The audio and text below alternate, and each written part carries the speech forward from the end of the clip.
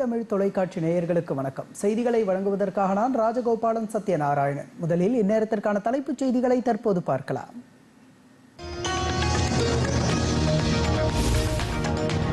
மத்திய பட்ஜெட்டில் எந்த மாநிலமும் புறக்கணிக்கப்படவில்லை. எதிர்க்கட்சிகளின் குற்றச்சாட்டுக்கு நிதியமைச்சர் நிர்மலா சீதாராமன் மறுப்பு.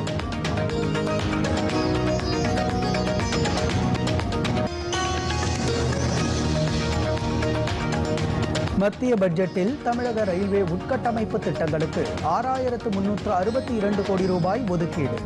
மத்திய அமைச்சர் அஸ்வினி வைஷ்ணவ் பேட்டி.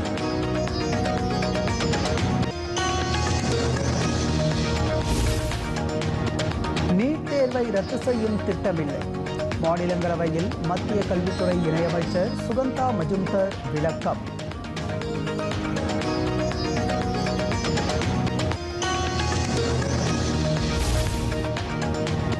உச்சநீதிமன்ற தீர்ப்பின்படி தமிழகத்திற்கு மாதந்தோறும் வழங்க வேண்டிய நீரை காவிரியில் இருந்து திறக்க வேண்டும். கர்நாடக அரசுக்கு காவிரி மேலாண்மை ஆணையம் உத்தரவு.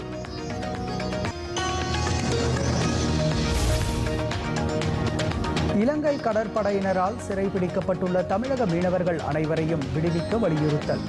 வெளியுறவு அமைச்சர் ஜெய்சங்கருக்கு முதலமைச்சர் மு க ஸ்டாலின் கடிதம்.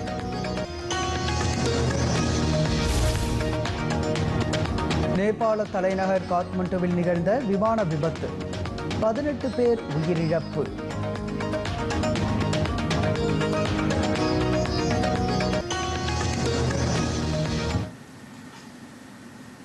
செய்திகளை இனி விரிவாக பார்க்கலாம். மத்திய பட்ஜெட்டில் எந்த மாநிலமும் புறக்கணிக்கப்படவில்லை என மத்திய நிதியமைச்சர் நிர்மலா சீதாராமன் கூறியுள்ளார். மத்திய பட்ஜெட்டில் மாநிலங்களுக்கு பாரபட்சம் காட்டப்படுவதாக கூறி எதிர்க்கட்சியினர் நாடாளுமன்றத்தின் இரு அவைகளிலும் அமளியில் ஈடுபட்டு வெளிநடப்பு செய்தனர். மாநிலங்களவையின் தலைவர் ஜெகதீப் தன்கர் தலைமையில் இன்று காலை அவை கூடியதும் காங்கிரஸ் கட்சியின் மாநிலங்களவை தலைவர் மல்லிகார்ஜுன கார்கே பேசினார். அப்போது மக்களவையில் நேற்று தாக்கல் செய்யப்பட்ட மத்திய பட்ஜெட் மத்திய அரசு தங்கள் ஆட்சியை தக்க வைப்பதற்காக உருவாக்கப்பட்ட பட்ஜெட் என்று விமர்சித்தார். இதற்கு ஆளும் கட்சி உறுப்பினர்கள் கடும் எதிர்ப்பு தெரிவித்தனர். இதனால் அவையில் கடும் அமளி ஏற்பட்டது. இதனைத் தொடர்ந்து எதிர்க்கட்சி உறுப்பினர்கள் அவையிலிருந்து வெளிநடப்பு செய்தார்கள்.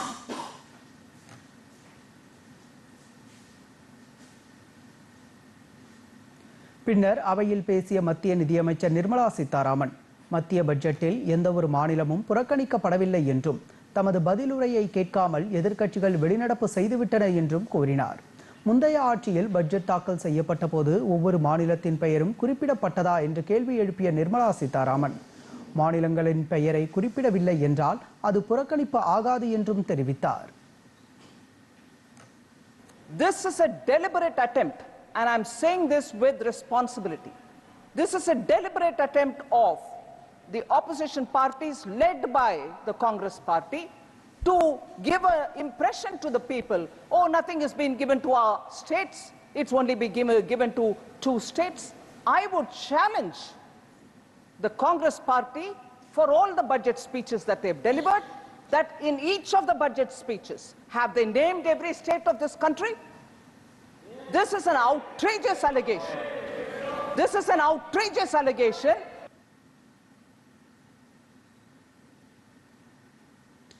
மத்திய பட்ஜெட்டில் தமிழக ரயில்வே திட்டங்களுக்கு 6362 கோடி ஒதுக்கீடு செய்யப்பட்டிருப்பதாக மத்திய அமைச்சர் அஸ்வினி வைஷ்ணவ் தெரிவித்துள்ளார். புதுதில்லியில் இன்று செய்தியாளர்களை சந்தித்த அவர் தமிழக ரயில்வே திட்டங்களுக்கு காங்கிரஸ் அரசை விட 7 மடங்கு கூடுதல் நிதி ஒதுக்கப்பட்டிருப்பதாகவும் குறிப்பிட்டுள்ளார். இது கடந்த 2009-14 ஆண்டு வரையிலான காங்கிரஸ் ஆட்சி காலத்தில் தமிழகத்திற்கு ஒதுக்கப்பட்ட நிதியை விட 7 மடங்கு அதிகம் என்றும் குறிப்பிட்டார்.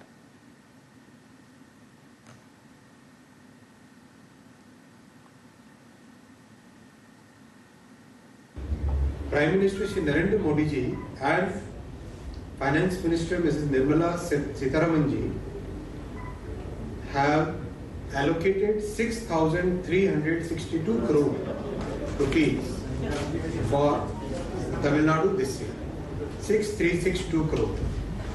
The projects which are ongoing within the state of Tamil Nadu and connecting to it are 33,467 crore. இதுபோன்று கர்நாடக மாநிலத்திற்கு 7,559 கோடி ரூபாயும், தெலுங்கானாவிற்கு 5,336 கோடி ரூபாயும், ஆந்திராவிற்கு 9,151 கோடி ரூபாயும் ரயில்வே உட்கட்டமைப்பு வசதிகளுக்கு ஒதுக்கப்பட்டிருப்பதாக அஸ்வினி வைஷ்ணவ் தெரிவித்தார். முன்னதாக மக்களவையில் எழுப்பப்பட்ட கேள்விக்கு அவர் எழுத்துப்பூர்வமாக அளித்துள்ள பதிலில், கடந்த 2014ஆம் ஆண்டு முதல் தற்போது வரை ரயில்வே துறையில் 5 லட்சத்திற்கும் மேற்பட்ட பணியிடங்கள் நிரப்பப்பட்டிருப்பதாக தெரிவித்துள்ளார்.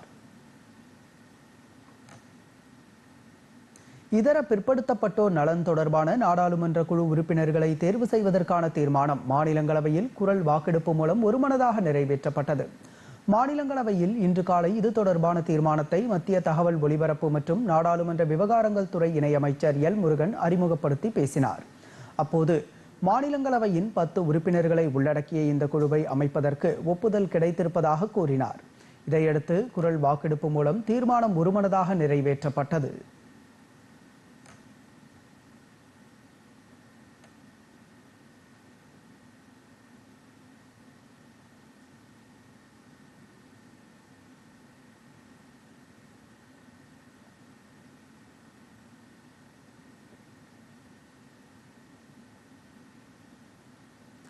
இதேபோன்று பொதுத்துறை நிறுவனங்களுக்கான நாடாளுமன்ற குழுவிற்கு மாநிலங்களவையின் 7 உறுப்பினர்களை பரிந்துரை செய்வதற்கான தீர்மானத்தையும் அமைச்சர் எல் முருகன் அறிமுகம் செய்தார். இந்த தீர்மானமும் குரல் வாக்கெடுப்பு மூலம் நிறைவேற்றப்பட்டது. To be called the Committee on Welfare of Other Backward Classes be constituted for the purposes set out in the motion adopted by the Lok Sabha as its sitting held on 1st July 2024 and communicated to this House, and resolves that this House do join in the said committee and proceed to elect in accordance with the system of proportional representation by means of the single transferable vote 10 members from among the members of this House to serve on the said committee. Motion moved. Those in favor will please say aye. Those against will please say no. I think the ayes have it, the ayes have it, the ayes have it. The motion is adopted.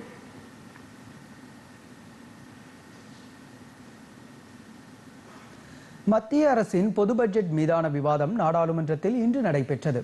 மாநிலங்களவையில் நடைபெற்ற விவாதத்தில் கலந்து கொண்டு பேசிய காங்கிரஸ் மூத்த தலைவரும் முன்னாள் நிதியமைச்சருமான ப. சிதம்பரம், நாட்டில் வேலை வாய்ப்பின்மை பெரும் பிரச்சனையாக உருவெடுத்திருப்பதாகவும், உற்பத்தியில் இணைந்த ஊக்கத்தொகை திட்டத்தை அனைத்து பணிகளுக்கும் செயல்படுத்தாததே காரணம் என்றார். குறைந்தபட்ச ஊதியம், உறுதி செய்யப்பட்ட குறைந்தபட்ச ஆதரவு விலை ஆகியவற்றை வழங்க வேண்டும் என்று அவர் கோரிக்கை விடுத்தார். அக்னிவீர் திட்டம், நீட் தேர்வு ஆகியவற்றை ரத்து செய்ய வேண்டும் என்றும் ப. சிதம்பரம் வலியுறுத்தினார்.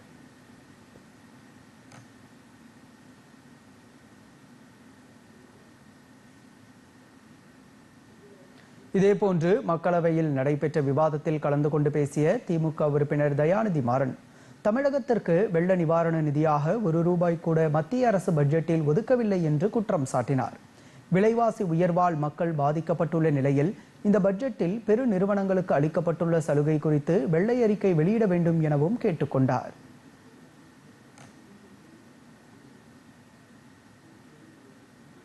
காங்கிரஸ் உறுப்பினர் குமாரி செல்ஜா பேசுகையில், கடும் விமர்சனத்திற்கு உள்ளான அக்னிவீர் திட்டத்தை கைவிட வேண்டும் என்று வலியுறுத்தினார். இந்த பட்ஜெட்டில் விவசாயிகளையும் தொழிலாளர்களையும் மத்திய அரசு புறக்கணித்திருப்பதாகவும் குற்றம் சாட்டினார். பாஜக உறுப்பினர் பிப்ளப் குமார் தேவ் பேசுகையில், பொருளாதார நடைமுறைகளை வெளிப்படைத்தன்மை கொண்டதாக மோடி அரசு மாற்றியிருப்பதாக கூறினார். அனைத்து தரப்பினருக்குமான பட்ஜெட்டாக இந்த பட்ஜெட் அமைந்திருப்பதாகவும் குறிப்பிட்டார். இதனிடையே மாநிலங்களவையில் எழுப்பப்பட்ட கேள்விக்கு மத்திய கல்வித்துறை இணையமைச்சர் சுகந்தா மஜும்தர் எழுத்துப்பூர்வமாக அளித்துள்ள பதிலில், நீட் தேர்வை ரத்து செய்யும் திட்டம் எதுவும் இல்லை என கூறியுள்ளார்.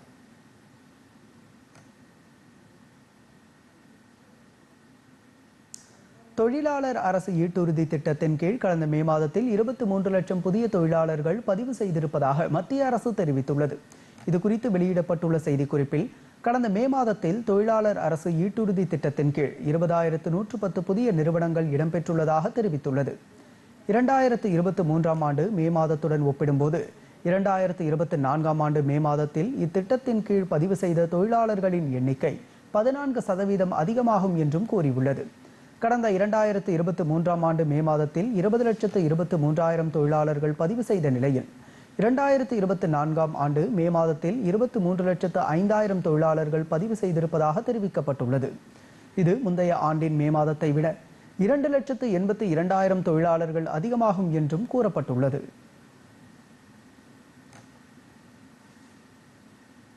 சிறிய இடைவேளைக்கு பிறகு செய்திகள் தொடரும்.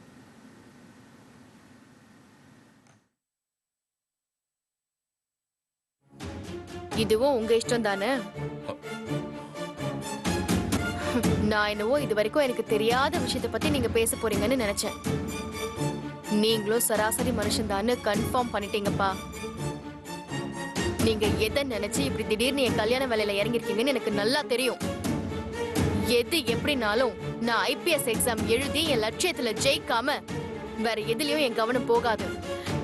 சாரி.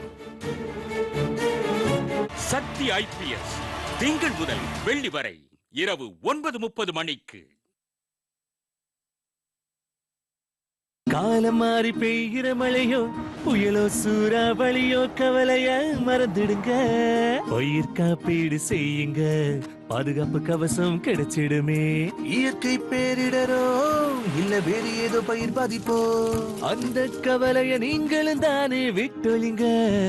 பயிர் காப்பீடு. हमने फसल बीमा योजना को अधिक प्रभावी बनाया, उसके दायरे में ज्यादा किसानों को लाए. இதுவரை 19,67,00,000க்கும் அதிகமான விவசாயிகளின் விண்ணப்பங்களுக்கு பயிர் இழப்பீடு வழங்கப்பட்டுள்ளன. காரிஃப் பயிர் காப்பீட்டிற்கு விரைவில் பதிவு செய்யுங்கள்.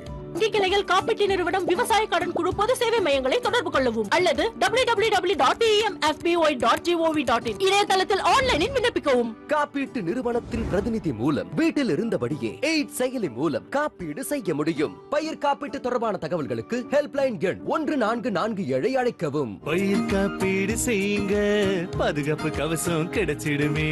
என்னுடைய முதல் பிசினஸ், என் முதல் வீடு, என் பொண்ணோட படிப்பு, என் பொண்ணோட பிசினஸ், இப்போ வாங்கியிருக்கிற கார் எல்லாமே டிஎம்பியால வந்தது. தமிழ்நாடு மெர்கன்டைல் வங்கி.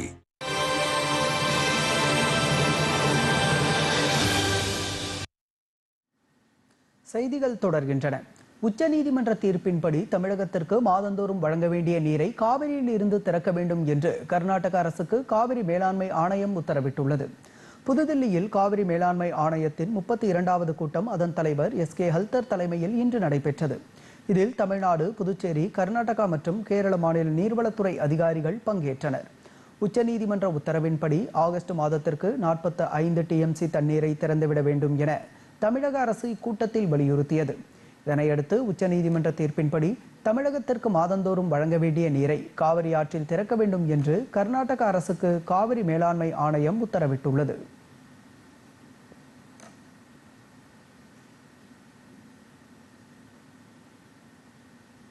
வருமான வரி செலுத்தும் தொகையானது கடந்த 10 ஆண்டுகளில் பல மடங்கு அதிகரித்திருப்பதாக ஆளுநர் ஆர்.என். ரவி தெரிவித்துள்ளார்.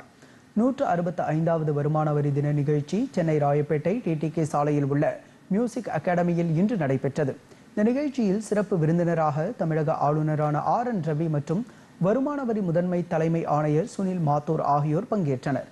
இவ்விழாவில் வருமான வரித்துறையில் சிறப்பாக பணியாற்றிய அதிகாரிகள் மற்றும் ஊழியர்களுக்கு வருமான வரி முதன்மை ஆணையர் விருதுகளை தமிழக ஆளுநர் வழங்கினார். பின்னர் நிகழ்ச்சியில் பேசிய ஆளுநர் ஆர்.என். ரவி கடந்த 10 ஆண்டில் இந்தியாவில் வருமான வரி செலுத்துவோரின் எண்ணிக்கை 200%, பெறப்பட்ட வருமான வரி தொகை 300%ம் அதிகரித்திருப்பதாக தெரிவித்தார். Tax collectors, you are doing a great service to the nation. Great service to the society. Your money is not just building the nations and meeting the welfare needs and all the needs that the state needs to fulfill of its citizenry. But the way you are doing it, your approach to the taxpayer is building the positive force in the society.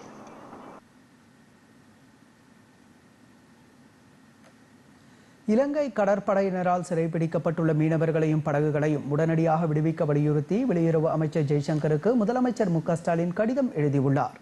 அக்கடிதத்தில் கடந்த திங்கட்கிழமையன்று ராமேஸ்வரத்தை சேர்ந்த 9 மீனவர்கள் சிறைப்பிடிக்கப்பட்டுள்ளதாகவும் இந்த ஆண்டு ஜனவரி முதல் ஜூலை 22ஆம் தேதி வரை மட்டுமே 250 மீனவர்கள் கைது செய்யப்பட்டிருப்பதாகவும் கூறியுள்ளார். இதுபோன்று மீனவர்கள் அச்சுறுத்தப்படுவதும் கைது செய்யப்படுவதும் அவர்களது மீன்பிடி பொருட்கள் பறிமுதல் செய்யப்படுவதும் தொடர்ந்து நடைபெற்று வருவதால் மீனவர்கள் மிகுந்த மன உளைச்சலுக்கு ஆளாகியிருப்பதையும் முதலமைச்சர் சுட்டிக்காட்டியுள்ளார். எனவே இந்த நிலைமையை தணித்திட உரிய தூதரக முயற்சிகளை துரிதமாக மேற்கொள்ள வேண்டும் என்றும் மு க ஸ்டாலின் தமது கடிதத்தில் குறிப்பிட்டுள்ளார்.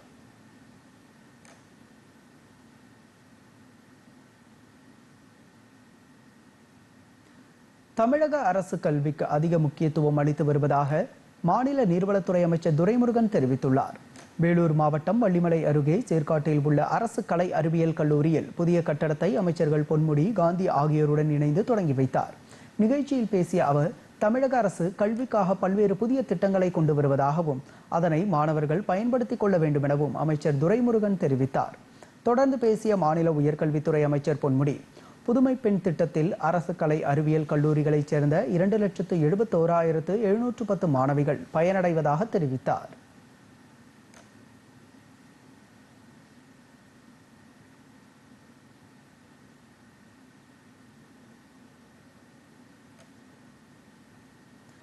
அனைவருக்குமான அரசாக மத்திய அரசு செயல்பட வேண்டும் என முதலமைச்சர் மு க ஸ்டாலின் தெரிவித்துள்ளார். பட்ஜெட்டில் தமிழகம் உட்பட சில மாநிலங்கள் புறக்கணிக்கப்பட்டிருப்பதை கண்டிக்கும் வகையில் இண்டி கூட்டணி எம்பிக்கள் நாடாளுமன்ற வளாகத்தில் இன்று போராட்டம் நடத்தினர். இதுகுறித்து முதலமைச்சர் மு க ஸ்டாலின் வெளியிட்டுள்ள தனது எக்ஸ் வலைதள பதிவில், மத்திய பட்ஜெட்டில் தமிழகம் உள்ளிட்ட பல்வேறு மாநிலங்கள் புறக்கணிக்கப்பட்டுள்ளதை கண்டித்து இண்டி கூட்டணி எம்பிக்கள் போராட்டம் நடத்தியிருப்பதை மேற்கோள் காட்டியுள்ள அவர், அனைவருக்குமான அரசாக மத்திய அரசு செயல்பட வேண்டும் என குறிப்பிட்டுள்ளார்.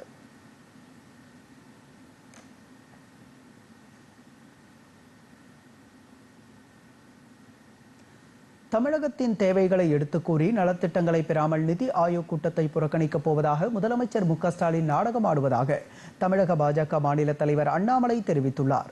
இது தொடர்பாக அவர் வெளியிட்டுள்ள செய்தியில், கடந்த 10 ஆண்டுகளில் தமிழகத்திற்கு மத்திய அரசு வழங்கிய நலத்திட்டங்களில் 10இல் 1 பங்கு கூட மத்தியில் காங்கிரஸ் திமுக கூட்டணி ஆட்சி இருந்தபோது அறிவிக்கப்படவில்லை என்று கூறியுள்ளார்.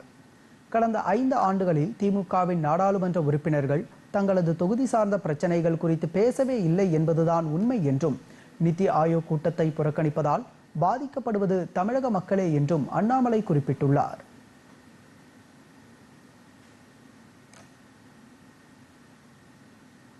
இனி வருவது எக்ஸ்பிரஸ் செய்திகள்.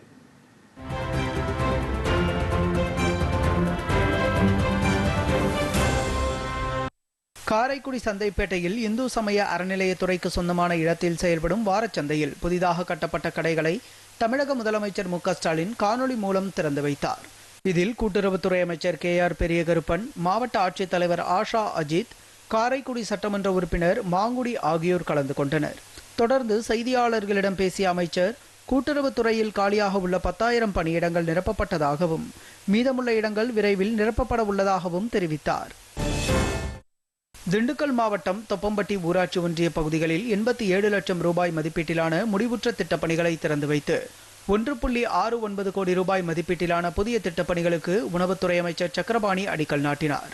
நிகழ்ச்சியில் பேசிய அவர், குடும்ப அட்டை கோரி விண்ணப்பித்தவர்களில் தகுதியுடையவர்களுக்கு 15 நாட்களில் குடும்ப அட்டை வழங்கப்பட்டு வருவதாகவும், அந்த வகையில் தமிழ்நாட்டில் கடந்த 3 ஆண்டுகளில் 16 லட்சம் குடும்ப அட்டைகள் வழங்கப்பட்டுள்ளன. அடுத்த மாதம் முதல் புதிய ரேஷன் கார்டுகள் வழங்கப்படும் என்றும் தெரிவித்தார். காஞ்சிபுரம் மாவட்டம் குன்றத்தூர் ஒன்றியம், கரசங்கால் மற்றும் எழிச்சூர் ஊராட்சிகளில் ஊரக வளர்ச்சி மற்றும் ஊராட்சித்துறை சார்பில் மேற்கொள்ளப்பட்டு வரும் வளர்ச்சி திட்ட பணிகளை அத்துறையின் கூடுதல் தலைமை செயலாளர் ககன்தீப் சிங் பேடி பார்வையிட்டு ஆய்வு மேற்கொண்டார். இதில் கரசங்கால் ஊராட்சியில் செயல்பட்டு வரும் நாற்றங்கால் பண்ணை, மகாத்மா காந்தி தேசிய ஊரக வேலை உறுதி திட்டத்தின் கீழ் புதிய குளம் வெட்டும் பணி ஆகியவற்றை பார்வையிட்டு கரசங்கால் ஊராட்சி மன்ற அலுவலகத்திலும் ஆய்வு மேற்கொண்டார். ரயில்வே துறைக்கு ரயில்வே ஆட்சேர்ப்பு வாரியம் மூலமாக மட்டுமே ஆட்சேர்ப்பு நடைபெறுகிறது என்று சென்னை ரயில்வே கோட்டம் தெரிவித்துள்ளது. இதுகுறித்து தனது எக்ஸ் தள பதிவில், ரயில்வே வேலை குறித்து கிடைக்கப்பெறும் நியமன ஆணைகளை நம்ப வேண்டாம் என்றும், ரயில்வே வேலைகளுக்கு போலி முகவர்களை நம்பி ஏமாற வேண்டாம் என்றும் தெரிவித்துள்ளது. ஈரோடு மாவட்டம் கோபிச்செட்டிப்பாளையம் அடுத்துள்ள சிறுவலூர் ஆயுபாளையம் பகுதியில் செயல்படும் தனியார் கயிறு ஆலையில் திடீரென தீப்பற்றி உள்ளது. காற்றின் வேகம் அதிகமாக இருந்த நிலையில் நார்களில் பற்றிய தீ மளமளவென அனைத்து இடங்களிலும் பற்றி எரிய தொடங்கியது. உடனடியாக பெருந்துறை மற்றும் கோபிச்செட்டிப்பாளையம் தீயணைப்பு துறையினருக்கு தகவல் தெரிவிக்கப்பட்டு தீயணைப்பு துறையினர்கள் போராடி தீயை அணைத்தனர். இந்த தீ விபத்தில் பல லட்சம் ரூபாய் மதிப்பிலான இயந்திரங்கள் மற்றும் தேங்காய் நார்கள் முற்றிலும் தீயில் கருகி சேதமானது. தூத்துக்குடி மாவட்டம் வல்லநாடு துப்பாக்கிச் சுடும் தளத்தில் நெல்லை சரக காவல் உயர் அதிகாரிகளுக்கான துப்பாக்கிச் சுடும் போட்டி நடைபெற்றது. இதில் நெல்லை சரக காவல்துறை துணைத் தலைவர், காவல் கூடுதல் கண்காணிப்பாளர்கள், காவல் உதவி கண்காணிப்பாளர்கள், காவல் துணை கண்காணிப்பாளர்கள் உள்ளிட்ட பல உயர் அதிகாரிகள் கலந்து கொண்டனர். இதில் முதலிடத்தை தூத்துக்குடி நகர துணை கண்காணிப்பாளர் கேல்கர் சுப்பிரமணியம் பாலச்சந்திரா பெற்றார். இரண்டாவது இடத்தை நெல்லை சரக காவல்துறை துணைத் தலைவர் பிரவேஷ்குமார் பெற்றார். மூன்றாம் இடத்தை தமிழ்நாடு சிறப்பு காவல் படையைச் சேர்ந்த பூபதி பெற்றார். வெற்றி பெற்ற அதிகாரிகளுக்கு நெல்லை சரக காவல்துறை துணைத் தலைவர் பிரவேஷ்குமார் மற்றும் தூத்துக்குடி மாவட்ட காவல் கண்காணிப்பாளர் பாலாஜி சரவணன் ஆகியோர் பரிசுகளை வழங்கினர்.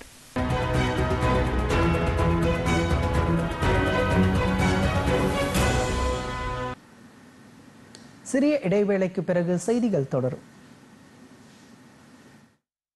வளர்ச்சியடைந்த இந்தியாவை உருவாக்குவதில் உங்களின் பங்களிப்பிற்கு நன்றி. உங்கள் வருமான வரி அறிக்கையில் உள்ள தகவல்கள் நேர்மையாக இருந்தால் உங்கள் வரியை திரும்ப பெறுவதில் தாமதம் இருக்காது. எனவே தவறான TDS, பொய்யான செலவுகள் மற்றும் குறைந்த வருமானம் ஆகியவற்றை காட்டுவதன் மூலம் அதிக பணத்தை திரும்ப பெற கோருவது உங்கள் வருமான வரியை திரும்ப பெறுவதில் தாமதத்தை ஏற்படுத்தலாம் என்பதில் எச்சரிக்கையாக இருங்கள். மின்னணு தாக்கல் செய்யப்பட்ட ஒவ்வொரு வருமான வரி அறிக்கையில் உள்ள தகவல்களை வருமான வரித்துறை முழுமையாக ஆய்வு செய்கிறது. ஏதேனும் முரண்பாடுகள் கண்டறியப்பட்டால் உங்கள் வருமான வரி அறிக்கை குறித்து வைக்கப்படலாம். CPC ITR உங்களுக்கு அறிவுறுத்தப்படும்.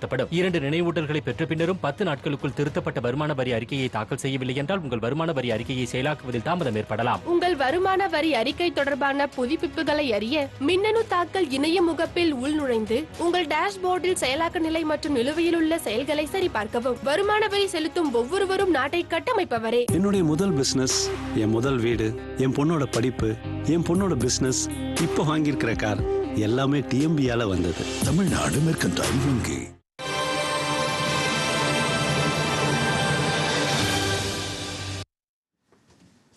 செய்திகள் தொடர்கின்றன. மத்திய பட்ஜெட்டிற்கு திருவண்ணாமலை மாவட்டத்தில் உள்ள பல்வேறு தரப்பினரும் பாராட்டு தெரிவித்துள்ளனர்.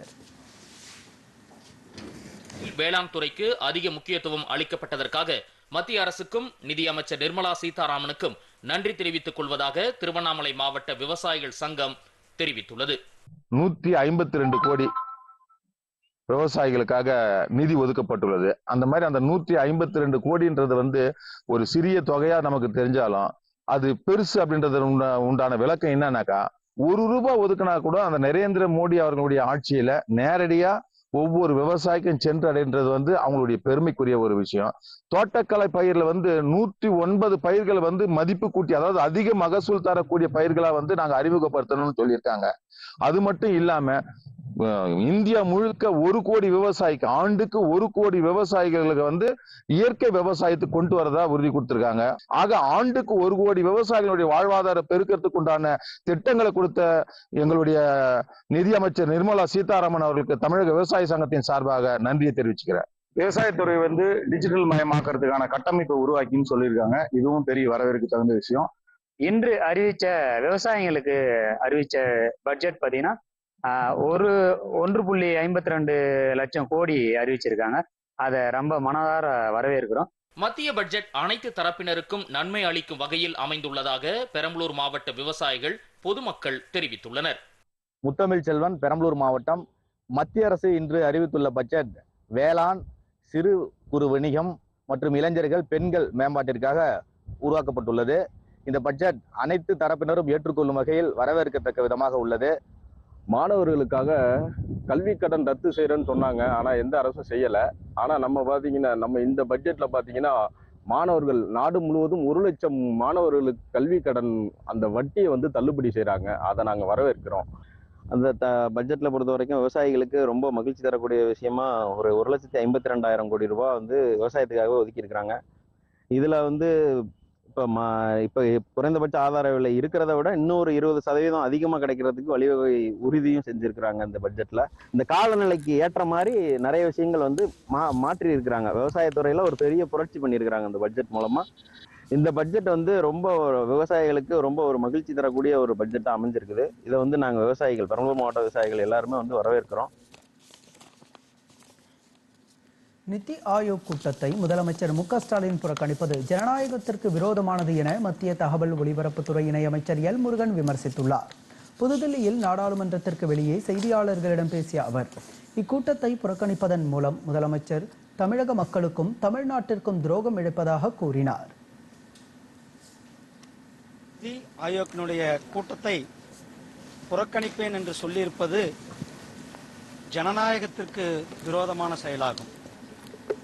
இது ஒரு கூட்டாட்சி தத்துவத்திற்கு விரோதமான செயலாகும்.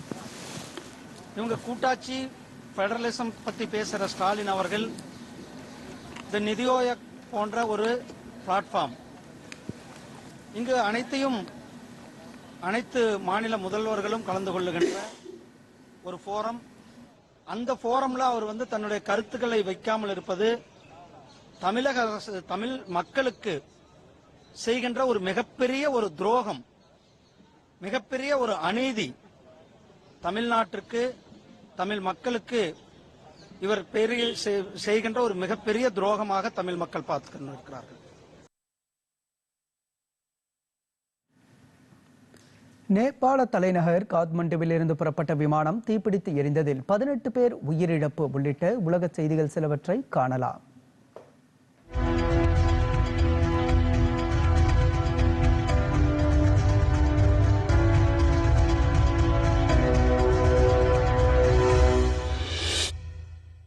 நேபாள தலைநகர் காத்மண்டுவில் இருந்து புறப்பட்ட விமானம் தீப்பிடித்து எரிந்ததில் 18 பேர் உயிரிழந்தனர். சௌரியா என்ற நிறுவனத்திற்கு சொந்தமான அந்த விமானம் காத்மண்டுவிலிருந்து பொக்கரா நகருக்கு புறப்பட்ட போது விபத்திற்குள்ளானது. பாதையில் வேகமாக சென்று வானில் மேலே எழும்ப முயன்ற போது திடீரென அந்த விமானம் கட்டுப்பாட்டை இழந்து கீழே விழுந்து நொறுங்கி தீப்பிடித்தது. உடனடியாக மீட்புக் குழுவினர் விரைந்து சென்று தீயை அணைத்து மீட்பு பணிகளில் ஈடுபட்டனர். இருப்பினும் இந்த விபத்தில் 18 பேர் உயிரிழந்தனர். இதையடுத்து நேபாள உள்துறை அமைச்சர் ரமேஷ் லேகாக் சம்பவ இடத்தில் ஆய்வு மேற்கொண்டார். பலத்த காயங்களுடன் மீட்கப்பட்ட விமானி மருத்துவமனையில் அனுமதிக்கப்பட்டுள்ளார். போராட்டத்தால் பாதிக்கப்பட்ட பங்களாதேஷில் படிப்படியாக அமைதி திரும்புகிறது. பங்களாதேஷில் அரசு வேலையில் இடஒதுக்கீடு கோரி நாடு முழுவதும் பல்வேறு இடங்களில் போராட்டம் நடைபெற்றது. இந்த போராட்டத்தால் நடைபெற்ற கலவரத்தில் 150 பேர் வரை உயிரிழந்தனர். மேலும் பள்ளி கல்லூரிகள் மற்றும் அலுவலகங்களுக்கு காலவரையின்றி விடுமுறை அளிக்கப்பட்டது. இதனால் தமிழகம் உள்ளிட்ட இந்திய மாணவர்கள் தாயகம் திரும்பினர். இந்நிலையில் கடந்த ஒரு வார காலமாக நீடித்த போராட்டம் படிப்படியாக குறைந்தது. இதனால் இன்று காலை 11 மணி முதல் 3 மணி வரை அலுவலகங்களை திறக்க அரசு அனுமதி அளித்திருந்தது. தொலைத்தொடர்பு சேவைகள் படிப்படியாக செயல்பாட்டிற்கு கொண்டு வரப்பட்டன. இருப்பினும் சமூக வலைதளங்களுக்கான தடை இன்னும் நீடிக்கிறது. எத்தியோப்பிய நாட்டின் தென்பகுதியில் ஏற்பட்ட கடும் நிலச்சரிவில் சிக்கி பலியானவர்களின் எண்ணிக்கை 229ஆக அதிகரித்துள்ளது. தொடர்ந்து பெய்த கனமழையால் அங்கு பல இடங்களில் நிலச்சரிவு ஏற்பட்டது. இரவில் உறங்கிக் கொண்டிருந்த மக்கள் நிலச்சரிவில் சிக்கி உயிரோடு புதைந்து போனார்கள். இதுவரை 229 பேரின் உடல்கள் மீட்கப்பட்டுள்ளன. மீட்பு பணிகள் நடைபெற்று வரும் நிலையில் தொடர்ந்து சடலங்கள் மீட்கப்பட்டு வருவதால் பலியானவர்களின் எண்ணிக்கை அதிகரிக்கக்கூடும் என அஞ்சப்படுகிறது. இந்த நிலச்சரிவு குறித்து ஆழ்ந்த கவலை தெரிவித்துள்ள எத்தியோப்பிய பிரதமர் அபிய் அகமது மீட்பு பணிகளை துரிதமாக மேற்கொள்ள உத்தரவிட்டுள்ளார். பொலிவியா நாட்டில் கடும் எரிபொருள் தட்டுப்பாடு ஏற்பட்டுள்ளதால் எரிபொருள் நிரப்ப வாகனங்கள் நீண்ட வரிசையில் காத்திருந்தன. இதனால் வாகன ஓட்டிகள் பொதுமக்கள் பெரும் அவதியடைந்தனர். மோசமான வானிலை மற்றும் அரிகா துறைமுக பகுதியில் நீர்மாசு காரணமாக எரிபொருள் உற்பத்தி பாதிக்கப்பட்டுள்ளதாக பொலிவியா அரசு எண்ணெய் நிறுவன தலைவர் ஆர்மின் டோர்கதென் தெரிவித்துள்ளார். இதனால் டீசல் விநியோகம் தடைப்பட்டுள்ளதாகவும் அவர் கூறியுள்ளார். அமெரிக்க அதிபர் தேர்தல் பிரச்சாரத்தின் போது முன்னாள் அதிபர் ட்ரம்ப் மீது துப்பாக்கிச்சூடு நடத்தப்பட்ட சம்பவத்தை தொடர்ந்து அந்நாட்டு உளவுத்துறை இயக்குனர் தனது பதவியை ராஜினாமா செய்துள்ளார். ட்ரம்பின் பாதுகாப்பில் ஏற்பட்ட குறைபாடுகள் குறித்து ஆலோசனை கூட்டம் நடைபெற்றது. இதில் பாதுகாப்பு குறைபாடுகள் குறித்து கடும் அதிருப்தி தெரிவிக்கப்பட்டதால் உளவுத்துறை இயக்குனர் பதவியிலிருந்து விலகுவதாக கிம்பர்லி சியாட்டல் தெரிவித்துள்ளார். ராஜினாமா செய்யுமாறு கேட்டுக்கொள்ளப்பட்டதால் அவர் தனது முடிவை அறிவித்துள்ளதாக கூறப்படுகிறது.